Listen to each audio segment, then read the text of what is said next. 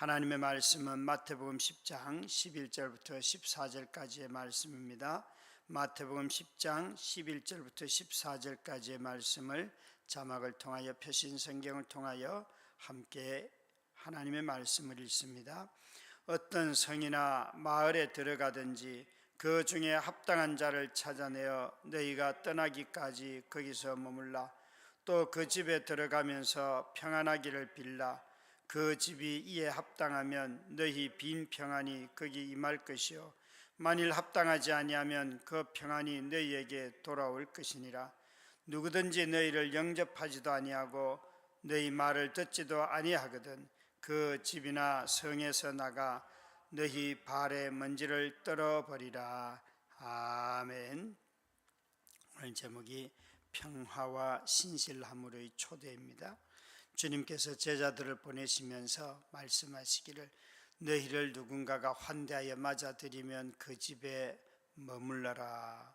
그리고 그 집에 평화를 빌었는데 그 사람이 이 평안을 받아들이면 너희가 그곳에 머물면 된다. 그러나 너희의 말을 받아들이지 못한다면 너희들은 주저없이 먼지까지 털어버리고 그곳에서 떠나라. 그렇게 말씀을 하세요. 우리는 잘 사용하지 않는 단어이지만 베네딕토 수도회 같은 데서는 정주의 부르심이라는 그런 말을 쓰십니다. 이 정주라고 하는 것은 한 곳에 머문다, 한 장소의 부르심입니다. 그러니까 그들은 한 장소로의 부르심을 정주라고 하는데요, 한 사람이 한 교회에 또 어느 곳인가에 부름을 받았으면 그것이 그 사람이 그곳에서 생애를 마칠 때까지 머무는 거예요. 우리는 사실 이런 부르심들을 잘 말하지 않습니다. 이런 사역들이 있죠. 하나님의 뜻, 하나님의 인도로 내가 이 교회에 왔습니다, 부임했습니다, 위임받았습니다 라고 말하고는 좀 더 다른 어떤 일들이 생기면 다른 교회로 옮겨가는 사람들이 있습니다. 그래서 위임받은 목사들 중에도 성도들이 눈으로 보기에는 위임받았던 그 사람은 하나님의 뜻이라고 하나님의 인도라고 말하면서 다른 교회로 가는데, 문제는 더 안 좋은 교회로 가기보다는 자기가 지금 위임받았던 교회보다 객관적으로 겉으로 드러난 모습이 더 좋은 조건의 교회로 가는 걸 볼 때마다 하나님의 뜻이 저것인가, 하나님의 인도가 저런가, 분명히 우리와 약속할 때는 위임을 통하여 평생 이곳에서 당신들과 함께 삶을 살고 사역을 하겠습니다라고 말하고서는 그냥 떠나버려요. 성도들도 마찬가지입니다. 교회를 찾아오시는 분들이 있지요. 와서는 하나님의 인도입니다, 하나님의 뜻입니다 라고 분명히 말하였어요. 그런데 떠날 때에 제게 와서 하나님의 뜻입니다 라고 말하는 사람은 거의 없어요. 그냥 슬그머니 떠나고요, 말없이 떠나고요, 인사라도 하고 떠나라 그래도 그런 일종의 행동들을 하지 않습니다. 여러분, 하나님의 인도를 따라왔으면 하나님이 인도하실 때 떠나면 되고요, 하나님의 뜻을 쫓아왔으면 하나님의 뜻을 행하는 것이 우리 안의 일들이지요. 사람들은 하나님의 뜻을 이야기하면서 하나님은 우리가 이곳에 모여서 서로 사랑하라고 우리를 부르셨습니다. 그 사랑하라는 뜻에 자신에 굴복시켜야 되는데 오히려 뜻에 굴복하기보다는 대부분 인간관계 때문에 떠나는 경우가 참 많습니다. 사랑하라는 부르심에 응답하지 않기 때문에 그렇습니다. 예수님은 이 땅에 오셔서 복음을 전하려고 곳곳을 돌아다니셨어요. 이스라엘뿐만 아니라 심지어 이방의 지역까지 돌아다니셨는데 예수님이 이 마을 저 마을로 굉장히 많이 다니신 것을 복음서를 통하여 우리는 알 수 있습니다. 왜 그럴까요? 여러분, 어느 곳에 가면 받아들이는 곳도 있지만 대부분 예수님을 받아들이지 못했기 때문에 그렇습니다.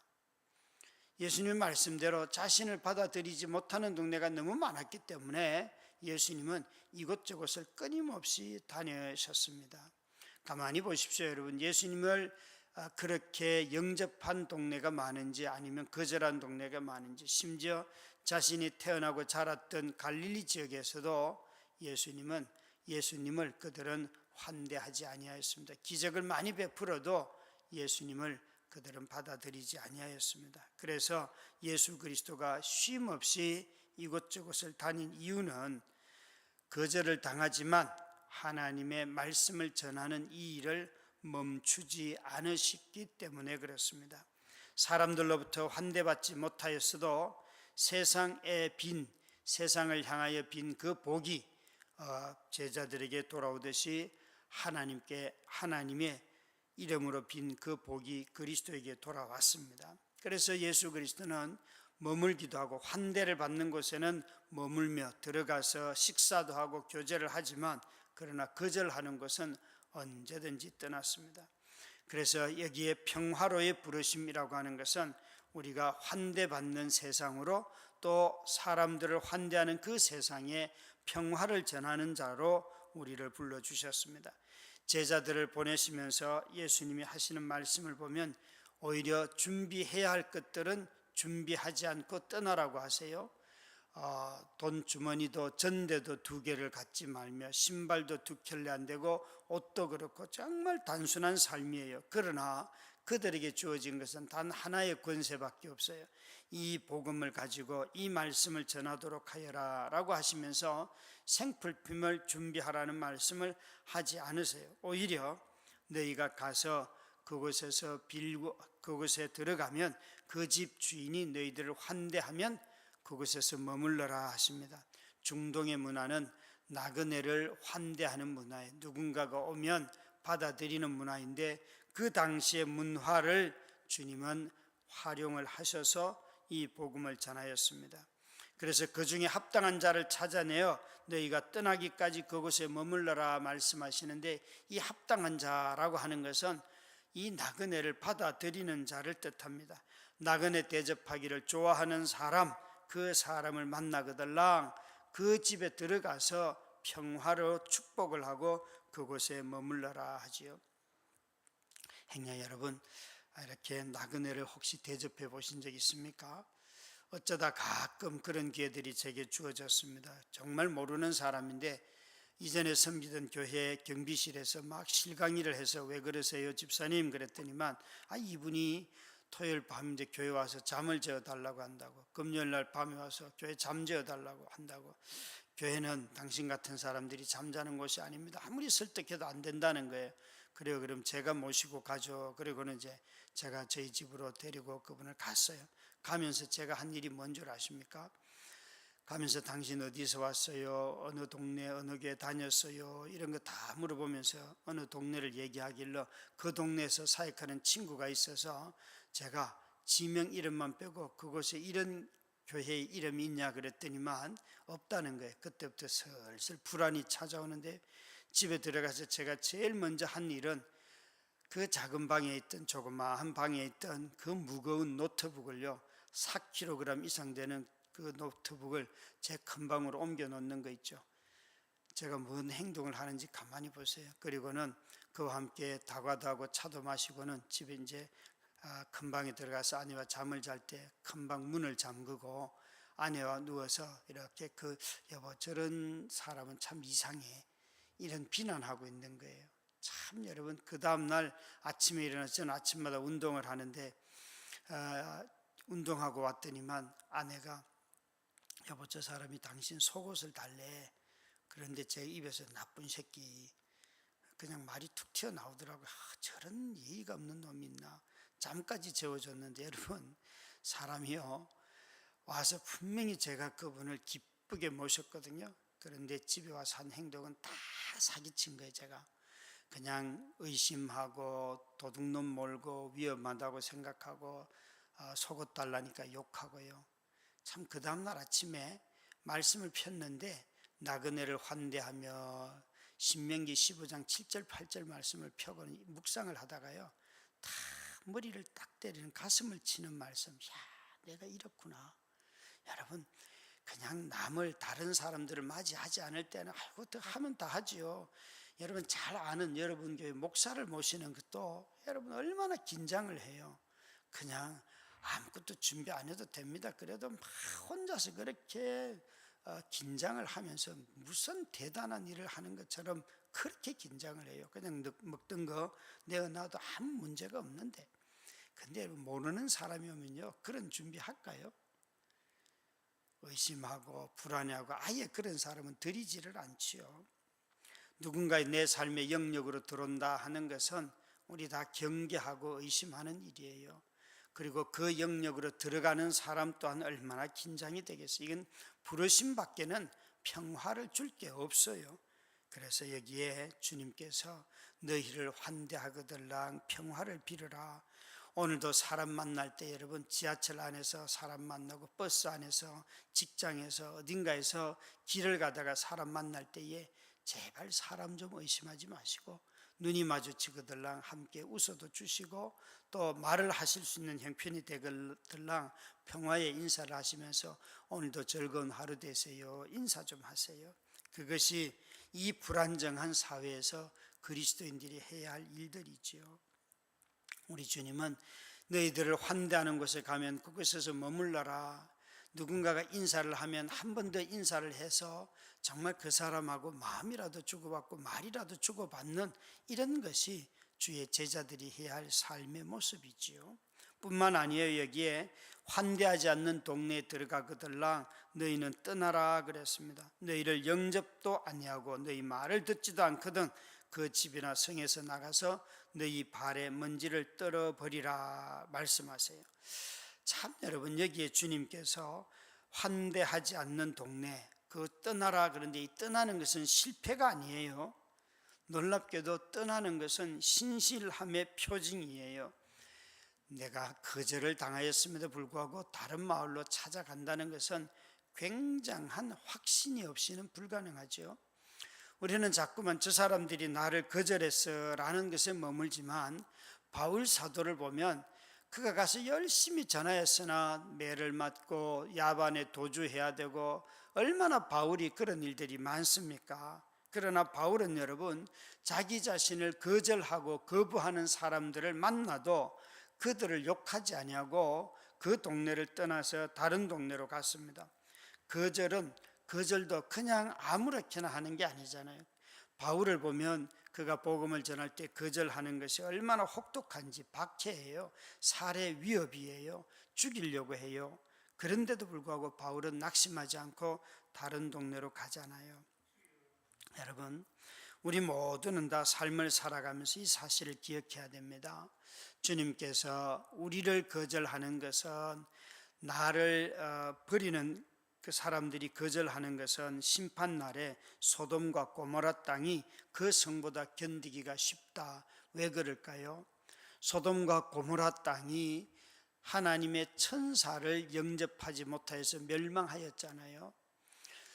그러면 여러분, 하나님을 거절하면 어떻게 될까요?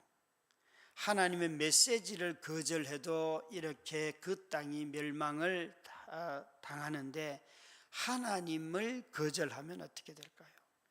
영원한 형벌밖에 없죠. 영원한 형벌. 그래서 여기 제자들에게 너희를 거절한다고 그 사람들을 저주하지 말라. 예수님이 보시면 여러분, 예수님은 사람들을 저주한 것이 아니라 화 있을진저 이렇게 말씀하세요. 화가 있다고 알려주는 것과 저주는 다른 거예요. 화 있을진저 하는 것은 그들이 지금 메시아이시고 하나님이신 그분을 거절할 때 나타나는 결과가 화예요. 저주는 이렇게 되는 거예요. 너희가 나를 거절해 에라이 이놈들아 너희들 다 죽인다. 그 자리에서 보복하는 거예요. 주님은 우리에게 오셔서 보복하신 적이 없습니다. 너희가 나를 거절한 것은 하나님께서 정하신 법을 어겼기 때문에 너희들이 죽음을 당한다. 너희들이 이러이러한 삶을 산다 말씀하세요.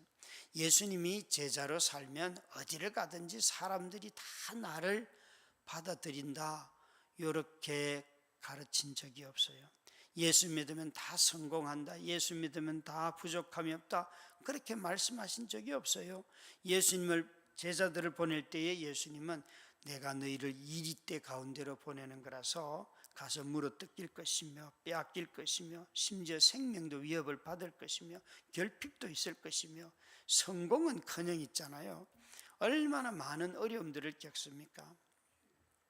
여러분, 사람들로부터 거절당하는 것은 우리에게 있어서 내가 하나님의 메시지를 받았는가 안 받았는가를 보여주는, 나 자신이 하나님의 종으로서 부름받은 삶의 신실함을 드러내는 하나의 표징이에요. 목회를 하였을 때에 다 성공하는 것, 그런 일은 없지요. 성공이라는 개념도 저는 잘 모르지만 또 그런 말들을 잘 사용하지 않지만, 우리에게 주님이 원하시는 것은 사람들이 거절하여도 너희는 내가 너희에게 부탁한 이 말씀을 가지고 세상의 생명을 구하는 일에 힘쓰겠느냐, 이 마을이 아니면 다른 마을로 가고, 이 교회가 아니면 다른 교회로 가고, 너희가 이 나라가 아니면 다른 나라에 가겠느냐, 주님이 물으세요. 환대하는 장소에는 머물면서 평화를 빌지만, 그러나 거절하는 장소는 떠나는 것이 부르심이에요. 여러분, 다시 말씀드리지만 떠나는 것은 실패가 아니에요. 신실함의 표징입니다. 선교사님들 중에 나라에서 추방을 당해서 한국으로 오고 해서 막 화를 내고 이런 분들이 계세요. 저는 굳이 거기에 자신의 사역에 무너질까 염려하고 자신의 삶을 다 드린 것 때문에 안타까워하고 그 마음은 이해를 하지만, 그 자기가 섬겼던 나라의 대상들을 보면서 화를 내고 저런 중국 놈의 자식들은부터 시작해서 욕을 하고 이런 사람들이 얼마나 많은지 몰라요. 그럴 필요가 없어요. 당신의 사역이 여기서 끝났다라고 하나님이 인정하시는데 왜 거기에 자꾸 매입니까? 이제 다른 곳에서 만약 중국 사람이 아니어도 한국에 와도 중국인도 있고, 한국인인데 이방인도 있고, 한국인인데 안 믿는 사람들이 좀 많습니까? 그들과 친구 되어 살면 되는데, 그 자신의 과거의 삶에 매여가지고 내 사역이 다 실패한 것 같아요, 목사님. 저는 그렇게 말하는 사람 만나면 당신 바보 아니야? 하나님이 여기서 그곳에서 일이 마쳤다고 지금 졸업장을 줬는데 왜 자꾸 그 학교에 다시 가려고 하냐? 당신 받아주지 않는다. 저는 여러분, 이 교회 사임하면 룰루랄라 하면서 목회 안 한다니까요. 아니, 하나님이 공적으로 김 목사 교단 법으로는 70살인데 제 마음의 법은 65세예요. 거기가 다 끝나면 하나님 이제 끝났습니다. 제가 하려고 했던 부르심 받은 거 다 끝났습니다. 그 이후에 제가 할 일이 없겠습니까? 농사를 짓기도 하고요, 글을 쓰기도 하고요. 저 할 일 많아요, 여러분. 그때까지 제가 할 일은 몸을 건강하게 잘 유지하면 돼요. 저는 여러분, 은퇴라는 것은 하나님이 졸업장 주시는 거라고 생각해요. 그런데 사람들은 그런 걸 자꾸 어기려고 하니까 교회가 너무 시끄러워져요. 주님이 떠나라고 하면 떠나는데 그게 바로 제도적으로는 은퇴이고 개인적으로는 부르심이잖아요. 집착이 우리를 망가뜨리는데 자기 인생이 실패했다고 생각해요. 떠남은 실패가 아니라 신실함의 표정입니다. 사람들이 다 거절해도, 내가 성공하지 못해도, 야, 하나님의 말씀을 내가 가졌고 이 말씀을 또 들을 사람들이 있고 이 말씀을 따라서 살아야 할 내 삶이 있기 때문에 그걸 염려할 이유가 없어요. 여러분, 여기 오늘 말씀의 제목처럼 정말 우리는 평화로 초대받았고 신실한 삶으로 초대받았어요. 거절로 인해서 떠나는 것은 결코 우리 자신의 불성실함이 아니라는 것. 믿음의 삶을 살다가 어떤 어려움을 당할 때 내가 또 뭘 잘못했나 보다, 이게 아니고요, 하나님이 너 참 신실하다는 표징이라고 받으시면 틀림없습니다. 여러분, 믿음의 삶을 살고 어려운 삶으로 들어갈 때에, 그때에 야, 하나님이 나를 이렇게 부르셨구나, 그렇게 받아들이시고 오늘도 믿음으로 이 주님의 말씀 따라 사시기를 주의 이름으로 축원합니다. 우리 함께 합심 기도를 드리겠습니다. 같이 자막을 통하여서 기도문을 읽습니다.